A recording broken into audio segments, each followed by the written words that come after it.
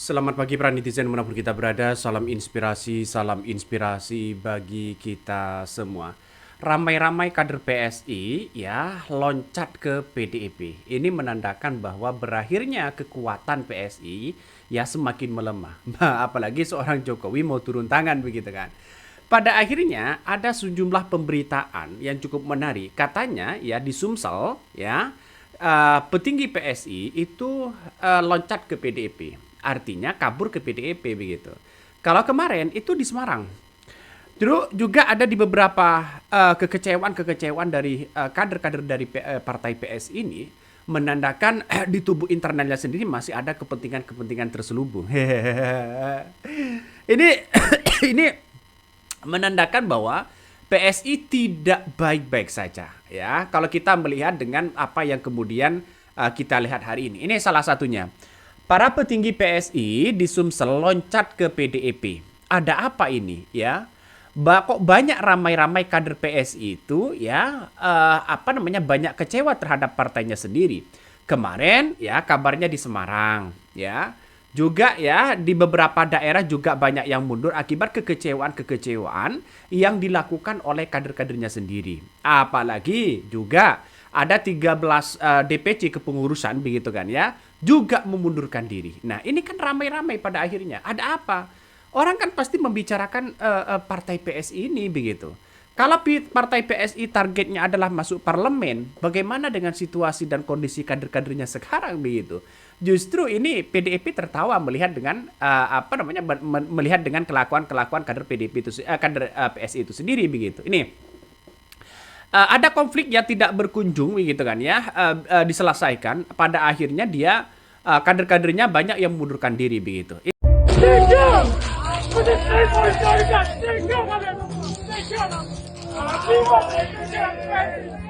Aku PSI. Begitu teganya kamu mencederai kita semua. Solidaritasku mana?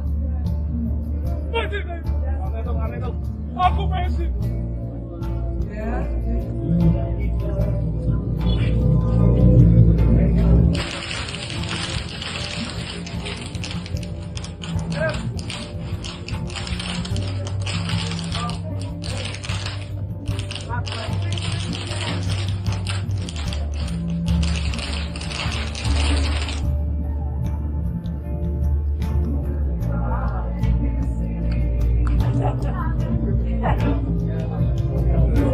Kita sendiri.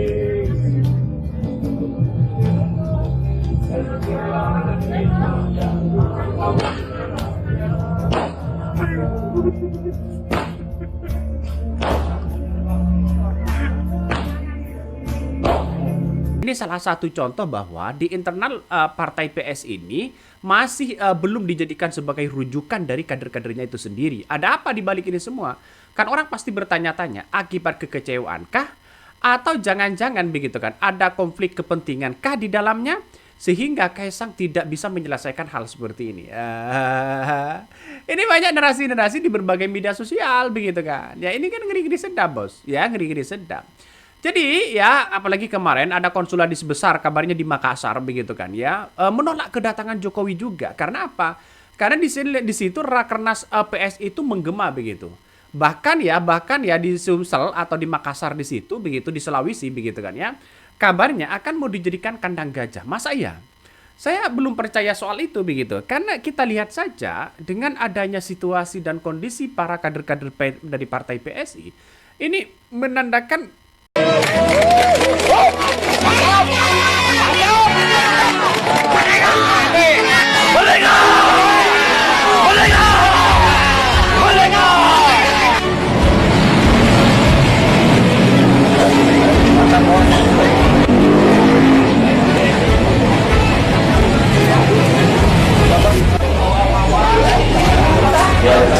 Siap.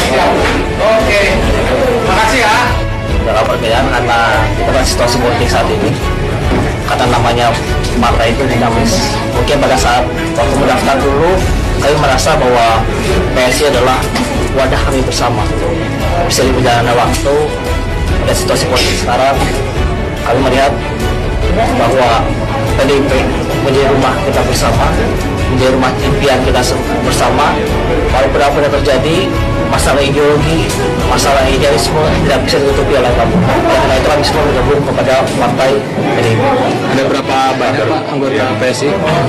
Saat ini yang hadir sekitar 150 kader, tapi masih ada yang belum bisa hadir. Ada masih terngiang-ngiang begitu kan, masih ada konflik-konflik kepentingan di dalamnya, sehingga banyak orang yang kemudian mengatakan, wah kalau seperti ini partai PSI, maka kemudian begitu kan ya, maka kemudian orang pasti membicarakan, wih ya jangan-jangan partai PSI masih belum dijadikan sebagai rujukan.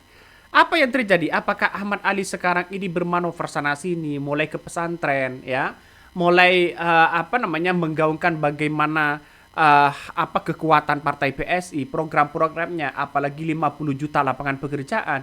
Tapi kan saya kira bahwa sampai hari ini masih belum terlaksana begitu. Kalau Gibran dulu 19 juta lapangan pekerjaan, Jokowi 10 juta lapangan pekerjaan, Kaisang begitu kan ya 50 juta pekerjaan.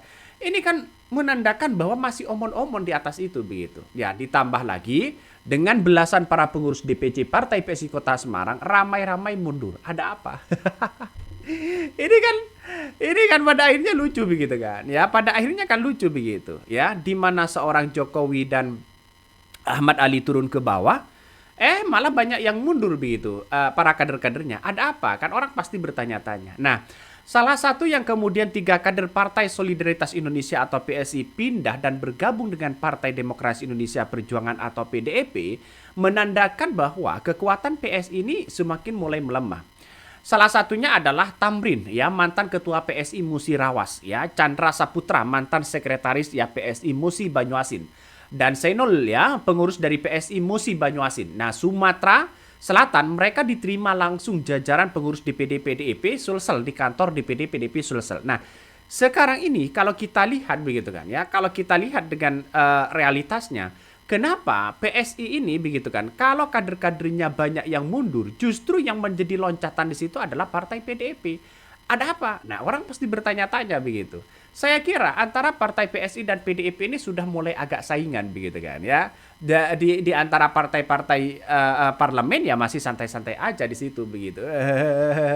Jadi saya kira bahwa apa yang kemudian kita lihat begitu kan ya, dan kita perhatikan bahwa partai PSI apakah sekuat itu nanti masuk parlemen, atau hanya jargon saja begitu kan untuk menjadi optimis kepada kader-kadernya itu sendiri. Saya agak terngiang-ngiang. Saya kurang percaya. Saya masih kurang optimis begitu bahwa partai PSI akan masuk di parlemen. Karena kenapa? Karena kita lihat saja Jokowi sudah kekuatannya atau pengaruhnya akan semakin melemah di situ begitu.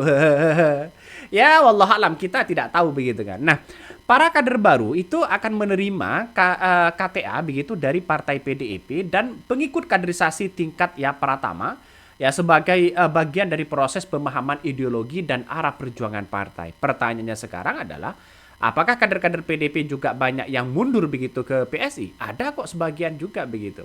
Tapi kita lihat saja realitasnya, dengan adanya seperti ini orang-orang akan terus membicarakan partai PSI itu begitu. Karena apa? Karena dianggap bahwa ini lahir dari sebuah sebuah reformasi yang digagas ya, di mana Jokowi itu begitu kan ya, dengan Kaisang ya sebagai satu partner atau satu keluarga ya bisa memunculkan spekulasi begitu. Mengapa saya mengatakan seperti itu? Karena kita lihat saja di dalam tubuh kader PSI saja banyak yang mundur begitu kan ya. Apalagi nanti begitu ya. Karena ke depan tidak tahu begitu. Coba kita baca komentar-komentar netizen terlebih dahulu nih. Puluhan kader ya dari 13 DPC PSI Kota Semarang gelar aksi mundur secara serentak di kantor DPD PSI. Ya, belum pemilu kok udah mundur, kata netizen. Ini banyak sekali pro dan kontra begitu. Ada yang mengatakan Masya Allah ya, gimana ini Mat Ali ya, kok banyak yang mundur, kata netizen begitu kan. Ya, yang namanya politik begitu kan, kita kan tidak tahu begitu. Ini bisa dianggap wajar lah begitu. Kenapa kok bisa dianggap wajar? Karena kita tahu bahwa politik kita itu kan dinamis begitu. Apalagi yang dilakukan oleh Kaisang akan menciptakan begitu kan ya. Satu, lapangan berjanji akan membuka 50 juta lapangan pekerjaan dan akan gratiskan BPJS. Tapi kan hal-hal seperti ini kan hanya omong-omong saja begitu kan ya. Kenapa kok bisa mengatakan seperti itu Bang? Ya, karena realitasnya bahwa sosok dari Kaisang ini begitu kan ya, sampai hari ini dia belum berpengalaman di dunia pemerintahan. Satu begitu. Yang kedua adalah Kaisang ini ya, apa yang mau ditokohkan dari Kaisang? Kan orang kan pasti berpikir seperti itu. Meskipun menjadi ketua umum belum tentu ditokohkan secara secara idealis begitu kan ya. Ya, kalau hanya berspekulasi pragmatis saya kira ya banyak orang yang bersimpati di situ begitu. Tapi kita tahu bahwa tidak semudah itu menggratiskan BPJS, membuka lapangan 50 juta lapangan pekerjaan begitu kan ya. Ini kan menandakan bisa saja hanya omong-omong doang begitu. Pasti ya yang tahu itu pasti nanti ada bantahan dari kader PDIP. Mungkin begitu. Kita kan tidak tahu begitu kan. Tapi yang jelas ya seperti ini menandakan bahwa orang-orang selama ini begitu kan ya memandang bahwa partai PSI ini akan semakin solid begitu ke depan, tapi pada akhirnya orang akan membicarakan ya tidak mungkin lah begitu karena banyak yang mengatakan kader-kadernya banyak yang mundur dan sebagainya. Coba kita baca lagi ya komentar-komentar dari netizen begitu kan, banyak sekali pro dan kontra. Ada yang mengatakan begini. Semua peserta Rakernas PSI ya dan Jokowi ya diusir oleh warga Makassar. Keluar dari Makassar ya, jalanan depan hotel tempat Rakernas ditutup. Itu kemarin begitu kan ya, itu kemarin. Ini kejadiannya kemarin begitu. Tapi ya mau bagaimana lagi begitu kan. Karena citra Jokowi ini dianggap buruk ya. Tidak membawa janji yang kemudian dilakukan oleh seorang Jokowi sendiri begitu. Bagaimana 10 juta lapangan pekerjaan. Apalagi Gibran menjadi wakil presiden akan menciptakan 19 juta lapangan pekerjaan. Ini kan menandakan ada kaitannya juga dengan ya politik dinasti yang dilakukan oleh geng Solo begitu kan. Ya makanya orang-orang akan terus membicarakan bahwa PSI ini semakin hari kok semakin membangun kekuatannya, membangun citranya, dan di bulan puasa ini saya kira lihat begitu kan ya sudah keliling di berbagai pesantren-pesantren untuk mencitrakan ya partainya itu sendiri begitu. Oh ya, pertama dipandang sebagai